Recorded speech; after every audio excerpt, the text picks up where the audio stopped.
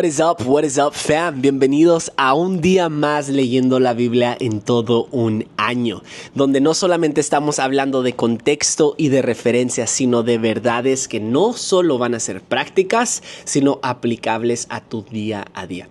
El día de hoy estamos en el libro de Génesis, en los capítulos 34 al 36, así que ya te la sabes. Si aún no has leído, hey, ponle pausa a este video y luego regresa. ¿Por qué? Porque no nos vamos verso por verso en realidad. Por más que quisiéramos, solamente señalamos algunos versos, pero hablamos del contexto general de lo que estamos leyendo. Hablamos y hacemos referencias y de estas verdades que van a ser prácticas y aplicables a tu día a día. Entonces, vamos a dar inicio y como siempre quiero hacer una pregunta para comenzar el episodio del día de hoy. ¿Alguna vez has pensado, mi familia está muy rota? Tan rota, Josh, que no hay forma de que Dios pueda usar un tipo de familia como la mía. Oye, tal vez tu historial familiar está marcado por abuso, traición, vergüenza o pérdida. Y a lo mejor te estás preguntando, ¿no hay posibilidad de que algo bueno salga de aquí? No es posible que Dios se fije en una familia como la mía, Josh, y haga algo de ella. Bueno, déjate digo lo contrario, porque en Génesis 34 al 36 encontramos una de las partes más oscuras de toda la Biblia. Una violación, una masacre, un acto de incesto y la muerte de una mujer que oró desesperadamente por un hijo. Es doloroso, es crudo.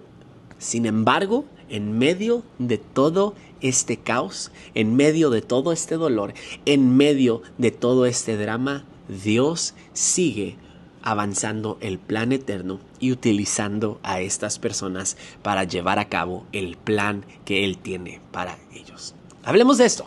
Génesis 34 al 36. Quiero darte un resumen breve y vamos a hablar de un poco de contexto que tal vez vuele tu cabeza o tal vez no. Pero bueno, en el primer capítulo 34 vemos que Diana, la hija de Jacob, es violada.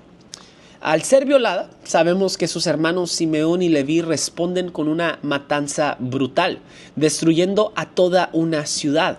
A través de un pacto que intentan hacer con ellos, les piden a los hombres y a la persona que los violó y a su padre que se circunciden. Al circuncidarse al tercer día, ellos llegan y se aprovechan de ellos y los matan tal como ellos se aprovecharon de su hermana.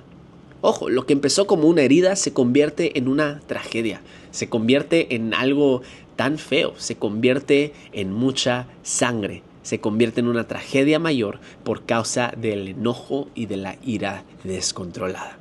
Jacob no solamente está indignado por la reacción y la violencia de sus hijos, sino por el peligro que esto trae a toda su familia. Él ve lo que sus hijos no pudieron ver en su enojo. Puedes tener la razón y aún así destruir tu futuro con tu reacción. Es lo que Jacob pensaba. Bueno, ellos no entienden. Y quisiera pausar aquí por un segundo y hacerte esta pregunta. ¿Acaso no esto nos ha sucedido por tener la razón, por destruir, por tener la razón, muchas de las veces, destruimos nuestro futuro por la manera que reaccionamos simplemente porque tenemos la razón? Ojo, ¿cuántas discusiones en realidad pudieron haber terminado bien, pudieron haber terminado en un desacuerdo y no en tú tener la razón? ¿Y a poco no, a causa de esa reacción, has destruido ciertas relaciones, ciertas conexiones o ciertos puentes? Bueno, esto es lo que Jacob ve. Puedes tener la razón y aún así destruir tu futuro a causa de la reacción que tú tienes sobre de ello. Vemos que en estos capítulos Rubén, el hijo mayor, deshonra a su padre al acostarse con Bila, la concubina de Jacob. Bueno, una de las concubinas. En solo un acto se descalifica de la herencia espiritual. Una decisión impulsiva puede hacerte perder lo que te tocaba por derecho. Y yo lo digo de esta manera, tal vez, ¿qué herencia? Yo no tengo ninguna herencia. Ok, lo pongo de esta manera. La integridad toma años construirla, pero la puedes perder en cuestión de segundos. ¿Por qué? Por una decisión impulsiva. por una reacción impulsiva, por no saber cómo controlar tu apetito, por no saber cómo controlar tu carácter. Una decisión impulsiva puede hacerte perder lo que te tocaba por derecho. Vemos en estos capítulos que Dios le vuelve a hablar a Jacob y le dice, hey, vuelve a Betel. Un llamado de regresar al lugar de intimidad, donde había hecho una promesa, pero nunca la cumplió. Hablando de Jacob, Raquel va a dar a luz a su segundo hijo y muere en el proceso. Sus últimas palabras son de desesperación. Nombra a su hijo Ben-Oni, pero Jacob interviene en los últimos momentos y cambia su destino con un nuevo nombre y lo nombra Benjamín. Ahora, ¿esto por qué es importante recalcar o resaltar? Bueno, el significado de Ben-Oni significa hijo de mi dolor. Y ojo, en este tiempo se acostumbraba que tú nombrabas a tu hijo y con el nombre que tu hijo portaba, su vida se iba a desenvolver a causa del significado. Entonces le ponían mucho peso y le ponían mucha importancia al significado del nombre. Así que Jacob dice, no se llamará hijo de mi dolor. Él se llamará Benjamín, que significa hijo de mi mano derecha. ¿Sabes qué me dice esto? Esto me dice que el dolor no tiene la última palabra. La identidad no se define por la tragedia, se define por redención. Tu identidad no se define por lo que te ha pasado, por lo que no tienes o por lo que tienes. Se define por tu redención. Quiero entrar al contexto rápidamente.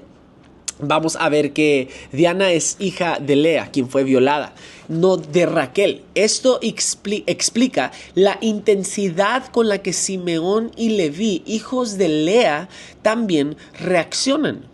Este en realidad era su enojo. Su enojo no es solamente por justicia, sino también era por identidad. Nadie va a tocar a mi hermana, nadie va a tocar a nuestra hermana y quedar impune. Hay consecuencias a lo que ellos hacían.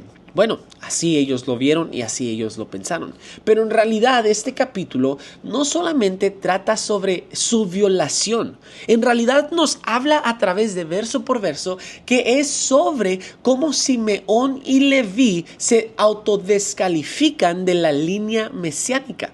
Al final, Judá tomará su lugar. La línea del Mesías nunca fue por mérito, sino fue por gracia. Simeón y Leví matan a todos los hombres de Siquem. Aunque es brutal, esta acción descalifica a ambos por llevar el linaje de la promesa. Ojo con esto, lo que no controlas en tu carácter puede cancelarte del propósito eterno. ¿Acaso esto no es lo que le está pasando a Simeón y a Leví? Gracias a que no controlaron su carácter, los canceló del propósito eterno. Y te pregunto a ti directamente en esta tarde, ¿cuántas veces no nos hemos perdido de oportunidades? ¿Cuántas oportunidades o cuántos puentes no hemos quemado gracias a no saber cómo controlar nuestro carácter? ¿Cuántas puertas no hemos cerrado gracias a no entender cómo controlar nuestro carácter? ¿Por qué? Porque si no controlas tu carácter, puede cancelar tu propósito. Hay una historia muy interesante en el capítulo 35 del verso 1 al verso 5, donde Dios le dice a Jacob, hey, sube a Betel y quédate a vivir ahí. Levanta un altar a Dios y bueno, quiero reencontrarme contigo, pero le da instrucciones específicas. Dice en el verso 2, entonces Jacob dijo a su familia y a quienes lo acompañaban, desháganse de todos los dioses extraños que tengan con ustedes. Purifíquense y cámbiense de ropa. Subamos a Betel. Ahí construiré un altar a Dios que me socorrió cuando estaba yo en peligro y que me ha acompañado en mi camino. Así que entregaron a Jacob todos los dioses extraños que tenían junto con los aretes que llevaba en las orejas. Y Jacob los enterró. No los quemó, no los destruyó, los enterró a la sombra de la encina que estaba cerca de Siquem. En vez de destruirlas, las esconde. Jacob no destruye los ídolos, los esconde bajo un árbol. Parece pequeño, pero es una pista de lo que vendrá, porque cuando no tratas con el pecado, solo lo postergas. Esconder los ídolos es simbólico. Jacob no está listo para destruir lo que aún ama en secreto. Lo que escondes con excusas seguirá creciendo en silencio. Sé que parece pequeño, sé que lo podemos pasar por alto, pero en vez de destruirlas, Él las esconde.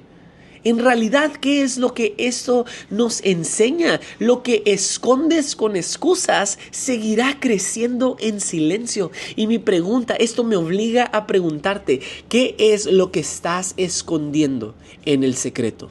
¿Por qué? Porque si está escondido y lo estás escondiendo con excusas, podrá ser que sigue creciendo en silencio y podrá que traiga consecuencias y podrá que llegue el punto donde eso que tú escondías te controla a ti.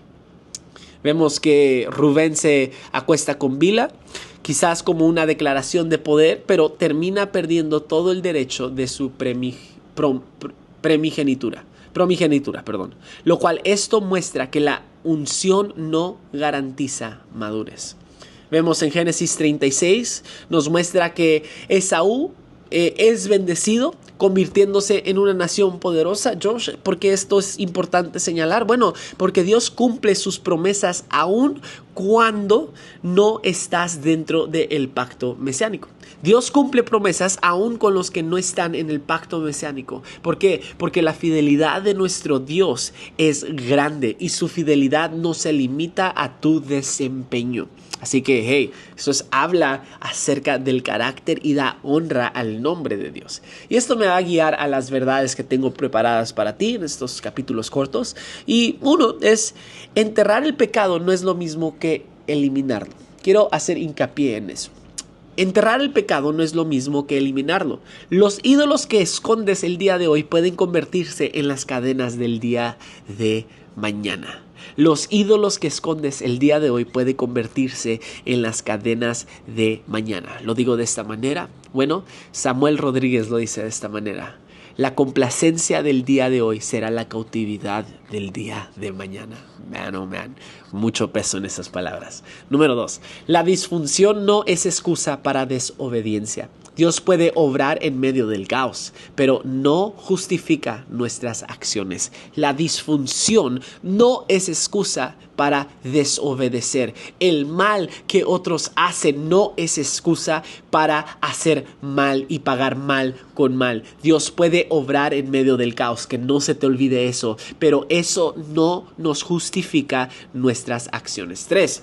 Estar en la familia de la fe no te garantiza herencia espiritual. Rubén lo aprendió de la manera incorrecta. Simeón y Leví lo aprendieron de la manera incorrecta. La gracia te da acceso, pero la obediencia, adivina qué hace, te posiciona. Número 4, Dios no te necesita una familia perfecta. Dios no necesita una familia perfecta. Dios no necesita que tú estés en una familia perfecta. No necesita una familia que esté hermosa, que esté todo bien, que no tenga pasado. No. Simplemente necesita una familia fiel.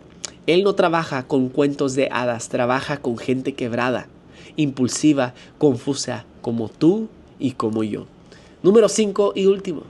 Cuidado con lo que te declaras en la desesperación. Las palabras de Raquel salieron del dolor, no de la fe, pero Jacob intervino con propósito. Dios siempre tiene la última palabra y si tú decides soltar la palabra de Dios, imagínate lo que puede suceder. Sabes, quizá tu historial familiar está lleno de capítulos vergonzosos. Tal vez hay cosas que nunca has contado, heridas que nunca sanaste, decisiones que te persiguen. Pero este es el mensaje de Génesis 34 al 36. Dios no cancela su plan por causa de tu caos. Rubén falló, Simeón y Leví también. Raquel murió con palabras de dolor, pero el linaje siguió. La promesa se mantuvo y la gracia ganó. Tú puedes ser parte de este plan. Si estás dispuesto a soltar el orgullo, a confesar el pecado escondido y a regresar a Betel, no necesitas ser perfecto, solo necesitas volver al encuentro con Dios. Porque aunque tu familia sea disfuncional, aunque tu pasado sea oscuro, aunque tu camino haya sido torcido, Dios todavía puede escribir una historia con tu nombre. Hey, nos vemos el día de mañana. Espero que este episodio te haya servido. Si es así, dale like, suscríbete y comparte con otros. Y si no te gustó, también déjalo en la sección de comentarios lo que no te gustó. Nos vemos el día de mañana. Bendiciones.